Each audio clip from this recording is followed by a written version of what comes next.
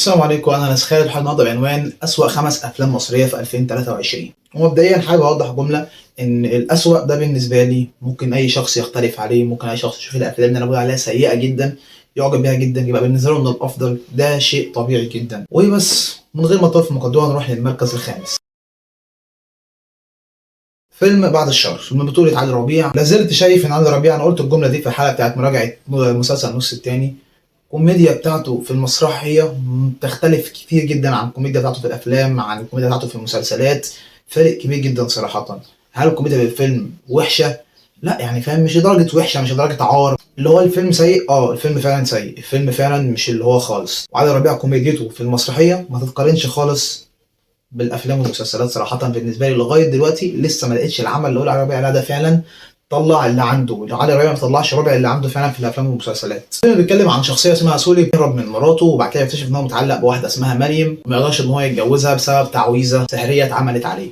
صراحة أنا بالنسبة لي الفيلم فعلا مش اللي هو خالص. الفيلم فعلا من أقل الأفلام اللي شفتها السنة دي، بس يعتبر هو افضل الوحشين. يعني هو بالنسبه لي هو احسن فيلم هو احسن فيلم سيء. هي عباره بان كوميديه، بس هو في الخمسه دول لا هو احسنهم. ونروح للمركز الرابع. فيلم ساعة إجابة. قصته بتحكي عن طفل بيختلف مع أبوه وأمه، وبيدعي دعوة إن هو يبقى ليه أب وأم وحياة مختلفة، والدعوة دي بتستجاب وبيصحى يلاقي نفسه في مكان مع أب وأم مختلفين تماما. الفكرة كان يجي منها، الفكرة كان يطلع منها أفكار كتير جدا، أفكار كوميدية وأفكار حلوة، وهتبقى مغامرة جميلة جدا. فالفكرة كانت جميلة جدا صراحة وعجباني، بس التقديم ما كانش حلو، بس اللي اتحكى ما كانش حلو، بس المشاهد الكوميدية ما كانتش حلوة خالص. بل بالعكس، أنا وصلت لمرحلة اني مش عمال بجري في الفيلم، انا خلاص بفكر طب ارجع طيب وما اتفرجش على الفيلم خالص.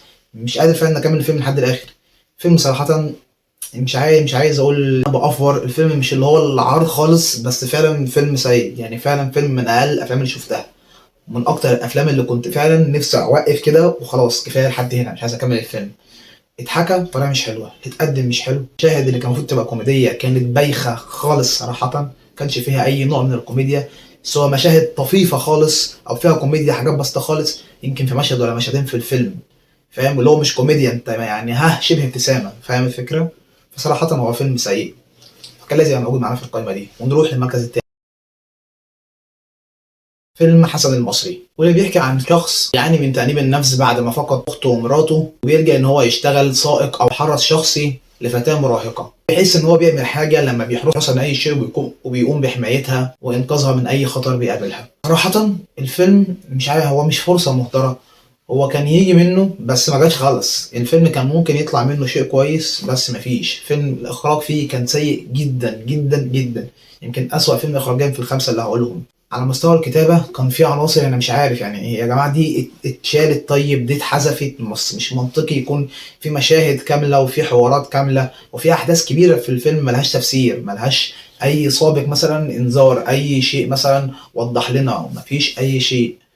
يعني مثلا فيلم قصته بتقول لك ايه، ان هو فقد اخته وامه. في الفيلم ما ظهرتش امه اصلا، ولا حتى باين ان هو فقدها، ولا مش عارف ايه، هي امه ميته، طب فقدها ازاي؟ يقول لي حاسس ان هو فقدها، ولا اي شيء. تمام، طب اخته المبررات مفيش. مش عايز ابين ان انا بحرق في الفيلم، لو حد حب يتفرج على الفيلم ما يبقاش محروق له. وعملت له مراجعه على القناه اللي عايز تتفرج عليها. بس فعلا فيلم سيء، فعلا فيلم سيء، فيلم فعلا ما فيهوش اي شيء ايجابي غير نوعا ما التصوير واداء احمد حاتم، وخلص الموضوع. وحتى ده كان في بعض المشاهد، بس مش بسببه صراحة، بسبب الإخراج كان زي الطين. مش زي الطين كأداء، لا كدور. هو بيعمل مشهد معينة، مشاهد معينة، لا في أوفر، لا في بواخة. فاهم الفكرة؟ مش كرياكشنات، كأداء جسدي في مشاهد الأكشن. أظن أنت فاهمني. فصراحة هو فيلم سيء، فيلم فعلا كان ممكن يجي منه، بس اللي اتقدم مش حلو خالص صراحة، يستحق إن هو موجود معانا في القائمة دي. ونروح للمركز التاني. فيلم هارلي، من أكتر الأفلام اللي حققت إيرادات السنة دي، شيء مش طبيعي. غالبا المركز السادس او السابع، حاجه غريبه يعني، فعلا حاجه غريبه. فيلم هارلي من اكتر الافلام اللي حققت ايرادات اكتر من 35 مليون. بطوله محمد رمضان، اعلى فيلم حقق ايرادات في تاريخ محمد رمضان، هو اسوأ فيلم في تاريخ محمد رمضان. صباح الفل. قصته بتدور مهندس ميكانيكا بيرجع من الخليج مع عيلته، وذكائه وسرعته بتخليه يشتغل في احدى العصابات الموجوده، وبيصبح العنصر الاقرب لزعيم العصابه ببلد دراعه اليمين. ده القصه حلوه، ده الاخراج حلو، ده الاداء حلو. الفيلم مفيهوش حاجه حلوه غير الاغنيه. يعني فعلا ما فيهوش حاجه حلوه غير اغنيه تقريبا اتحط في اول فيلم، اغنيه باين في نصه، اغنيتين على ما اعتقد، مش فاكر والله، بس فعلا هي الاغنيه اللي كانت شيء ايجابي في الفيلم. بس بس فعلا ده الكيمياء بينه وبين مي عمر حلوه. لا اداء مي عمر حلو. مي عمر يا جماعه، مع كامل احترامي لمي عمر شخصيا، مع كامل احترامي لموهبتها التمثيليه، مع كامل احترامي لكل الناس اللي ذكرتهم في الحلقه دي، اداء مي عمر مش عارف يعني، انا عايز اقول الجمله دي بس عمال افكر يمكن يكون في اسوأ. لا مفيش، اداء مي عمر هو اسوأ اداء تمثيلي السنه دي. هي اساسا انا لغايه دلوقتي، انا بالنسبه لي انا شخصيا، ممكن يكون ال 120 مليون مصري كلهم شايفين ان هي ممثله تقيله، تمام، ليهم حريه الراي، رايهم يحترموا على راسي، تمام، بس اللي انا شخصيا لا، مي عمر هو اسوأ اداء السنه دي. مي عمر هي ممثله لغايه دلوقتي انا مش مقتنع بتمثيلها. اعتقد ان ده افضل تعبير ممكن اقول، انا مش لغايه دلوقتي مش مقتنع. يمكن هي عندها اداء تمثيلي ولسه ما ظهرش، لسه الكتابه ما ساعدتهاش، بس فعلا ادائها في اي عمل بتشارك فيه سيء. او ممكن لما يكون التوب ليفل بتاع مي عمر، ها، بتمسك في العادي، فاهم الفكره، اللي هو مفيش، اللي هو مش مفيش، اللي هو العادي خالص، ده التوب ليفل بتاع مي عمر. ادائها بقى في الفيلم هو ده السيء من مي عمر. انت فاهم الفكره، اللي هو مي عمر اعلى ليفل ليها العادي، هي هنا ما قدمتش يعمل اعلى ليفل ليها، هي اساسا ادائها سيء، هي بقى قدمت اسوأ اداء ليها. انت متخيل الفكره، الاسوأ بالنسبه للاسوأ. فاحنا في مرحله جميله، اداء غريب، دور غريب، تمثيل اغرب، قصه مش حلوه. محمود حميده من ضمن الامثال، عامل الدور ليه؟ ليه حد بالقيمه دي يعمل دور زي ده؟ فيلم مش حلو، لا الكتابه حلوه، عشان خاطر مش عارف يعني، انت قلت يمكن مثلا الفيلم مع محمد رمضان فنجم وليه شعبيه، شكله يبقى فيلم كويس، فيلم هينجح. احب اقول لك الفيلم نجح، الفيلم كايرادات الفيلم نجح، والفيلم غالبا من قائمه اكتر 20 فيلم حقق في تاريخ السينما، صباح الفل، تمام، واعلى فيلم حقق في تاريخ محمد رمضان، والمركز السادس تقريبا اكتر فيلم حقق السنه دي، فصباح الفل. محمد رمضان السنه دي نزل فيلمين، واحد من التوب 7 تقريبا في الايرادات السنه دي، واللي هو هارلي، وهو اسوأ فيلم في تاريخه، والتاني هو غالبا من اقل افلام جماعه ايرادات السنه دي، وهو غالبا احسن فيلم في تاريخه، هو فيلم عن زيرو. انت متخيل الازدواجيه بتاعت المعايير؟ فيلم عن زيرو من اقل الايرادات وهو احسن فيلم في تاريخه، وفيلم هارلي من اعلى الايرادات هو اسوأ فيلم في تاريخه. فمش عارف اقول ايه صراحه يعني، فاهم، هو ليه شعبيه، نوعيه فيلم هارلي ليها شعبيه، بس صراحه فيلم سيء. ونروح للمركز الاول، الأسطورة والقيمة والقامة مع حفظ الألقاب الناس اللي قلتها كلها، محمد هنيدي، ملك الكوميديا، لقب وزير الكوميديا، ولقب أفضل ممثل كوميدي في الألفية الجديدة، ولقب مش عارف إيه، ولقب مش عارف إيه. وصلت لمرحلة مش طبيعية، وأنت واحد من 25 سنة كنت عامل فيلم هو لغاية دلوقتي أعلى فيلم في تاريخ السينما المصرية من حيث الإيرادات بعد معدل التضخم، كان بيعادل 200 مليون تقريبا في 2019. أنت متخيل الفكرة؟ صعيدي في الجامعه الامريكيه سنه 98 27 مليون جنيه او 28 مليون جنيه تقريبا، دلوقتي غالبا عشان تجيب الرقم ده انت عايز 600 مليون، فاهم الفكره؟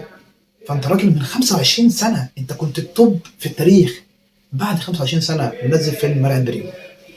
قصه الفيلم بتدور عن واحد بائع بطيخ بيتعرض لمواقف كتير كوميديه، دي القصه يعني، حرفيا دي القصه المكتوبه فعلا على جوجل، بائع بطيخ بيتعرض لمفارقات كوميديه فقط.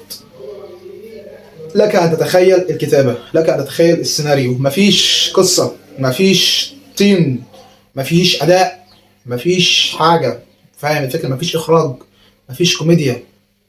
فعلا أسوأ فيلم في 2023. الفيلم ده لو كمل ممثل تاني كنت أقول يا جماعة الفيلم عادي خالص، فاهم، بس لما يكون محمد هنيدي لا ده كده سيء، فاهم الفكره.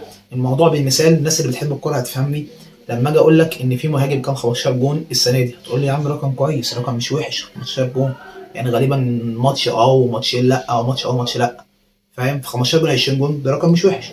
بس لما اجي اقول لك ده كريستيانو او ده ميسي او ده احسن لاعب في العالم السنه دي، لا، احسن لاعب في العالم يجيب السكور ده، ده سيء جدا، ده كده اسوأ اداء، فاهم الفكره.